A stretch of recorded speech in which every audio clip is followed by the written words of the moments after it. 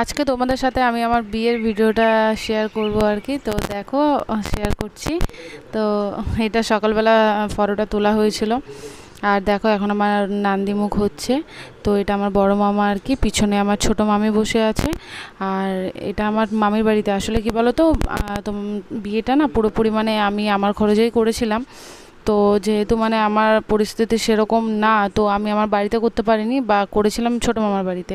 তো ওই জন্য আর কি ছোটো মামার বাড়িতে আমার বিয়েটা হয়েছিল, মানে মামার বাড়িতে। তো দেখো এখানে গায়ে হলুদের কিছু ফটো তোলা ছিল আর কি, সেগুলো আমি শেয়ার করলাম তোমাদের সাথে। এগুলো স্ক্রিনশট ছিল বলে এরকম দেখতে লাগছে। আসলে ব্যাপারটা কী হয়েছে বলো তো, মানে আমি করেছিলাম একজন ক্যামেরাম্যান আর কি, তো একজনই ছিল, যেহেতু বাজেটটা কম ছিল। এবার তার পক্ষে কী বলো তো, সব কিছু কভার করা পসিবল হয়নি, ওই জন্য মানে এইভাবে আর কি ভিডিওটা করা হয়েছিল। তো কিছুটা ক্যামেরায় তুলেছিলাম, কিছুটাও এদিক ওদিক করে আর কি সব ম্যানেজ করেছিল। তো ওই জন্য ভিডিওটা আর কি প্রপার যেরকম বিয়ের ভিডিও সেরকম বলা যাবে না আর কি। তো এখানে দেখো সব আমার ফ্যামিলি মেম্বারই আছে। তো এটা সকালের দিকের পর্বটা এইভাবেই মিটে গেছে আর কি। আর দেখো এখন বিকেল হয়ে গেছে, তোমাদের দাদা চলে এসছে। আর জানো তো এই ভিডিওতে গান অ্যাড করা ছিল, কিন্তু এই যখন আমি ভিডিওটা অ্যাড করেছিলাম না প্রথমবার, কপিরাইট ক্লেম চলে এসেছিলো। তো ওই জন্য আমি ওটা আবার বাধ্য হয়েছিলাম কেটে ফেলতে।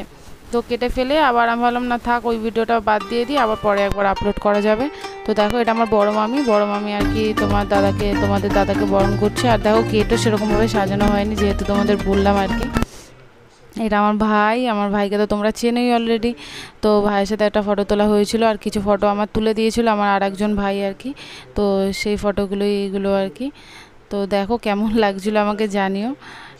জানি খুব একটা। আর একটা কী ঘটনা জানো তো, মানে যে আমাকে সাজানোর কথা ছিল, মানে যে আমাকে সাজাবে আর কি, তো সেও সেদিন আসেনি। মানে এমন বিপদে পড়েছিলাম যে তোমাদের কি বলবো।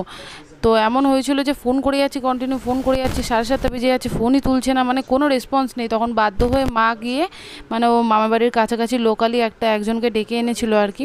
তো বলেছিল খালি আর কি ফেস মেকআপটা করার জন্য, তো চুলের কোনো কিছু তার কাছে ছিল না। তো আমার একটা বান্ধবী আর কি গেছিলো, তো সে একটু চুলটা একটু, যেহেতু আমার মাথায় চুলটা একটু কম, একটু ফুলিয়ে টুলিয়ে দিয়েছিল বলে জাস্ট এসে আর কি করে দিয়েছে কোনো রকমে।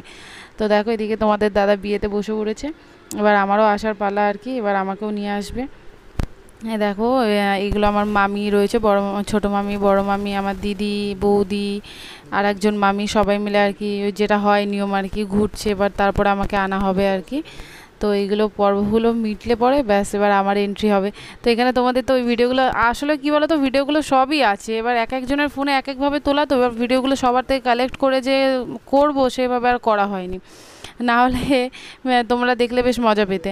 তো দেখো আমাদের শুভদৃষ্টি এদিকে হতে থাকবে। এদিকে দেখো বলেছিলাম তোমাদের যে ক্যামেরাম্যান যেহেতু একজনই, তো ও বাধ্য হয়েছে ওদিকে ছেড়ে আবার এদিকে চলে আসতে। ইনি আমার শ্বশুর মশাই।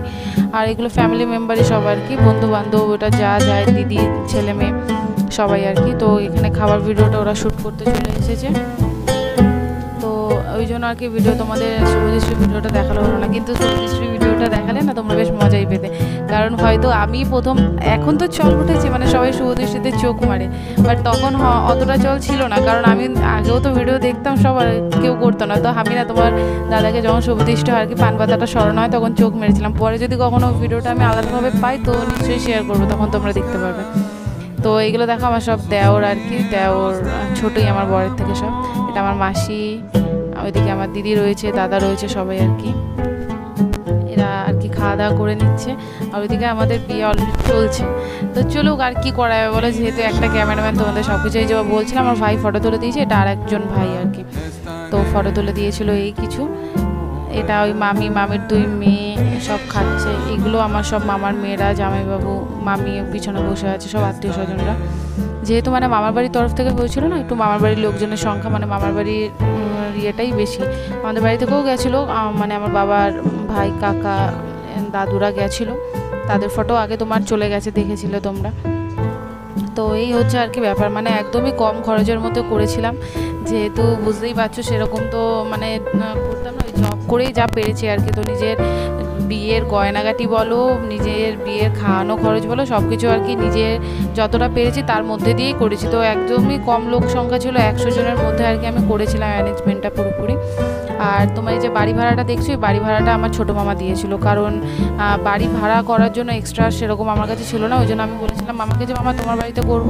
তো যেহেতু বাড়িতে একটা বিয়ে করলে একটা ঝামেলার ব্যাপার থাকে অনেক আর কি, তো তখন মামা বলেছিল ঠিক আছে মামা তাহলে এই ঘর ভাড়াটা দিয়ে দেবে, কারণ মামাকে যেহেতু একটা গিফট দিই হতো, তো ওই জন্য মামা বলেছিল যে ঘর ভাড়া মানে বাড়ি ভাড়াটা যা হয় আর কি সেটা পেমেন্ট দিয়ে দেবে আমাকে। তো ওই হিসেবে আর কি বাড়ি ভাড়াটা নেওয়া হয়েছিল। তো দেখো পিছনে দুটো মালা দিয়ে ওই আমার মাসি মেরে এনে সাজিয়ে দিয়েছিল আর কি। পিছনে আমার ওটা ছোটো মামি রয়েছে। এইভাবে আর কি বিয়েটা কমপ্লিট হয়। তো আমার রিসেপশনটা ভালো করে হয়েছিল, ওটা রিসেপশনের ভিডিওটা আমি আরেকদিন তোমাদের শেয়ার করব। আজকে আপাতত তোমরা বিয়ের ভিডিওটা দেখো। আর এই যে দেখছো না পুরোহিত মশাই, মজার ব্যাপার কি জানো তো, এই পুরোহিত মশাই আমার মায়েরও বিয়ে দিয়েছিল, মানে আমার মায়েরও বিয়ে দিয়েছে প্লাস আমারও বিয়ে দিয়েছে। তো দেখো আমাদের বিয়ে কমপ্লিট, আমার সিঁদুরদান হয়ে গেছে। আর দেখো মা পিছনে বসে আছে, মায়ের সাথে এই একটাই ফটো, আরও ফটো আছে ওইগুলো আমার এখানে ছিল না বলে আমি দিতে পারলাম না। আমার সব ফটোগুলো না এলোমেলো হয়ে গেছে জানো তো।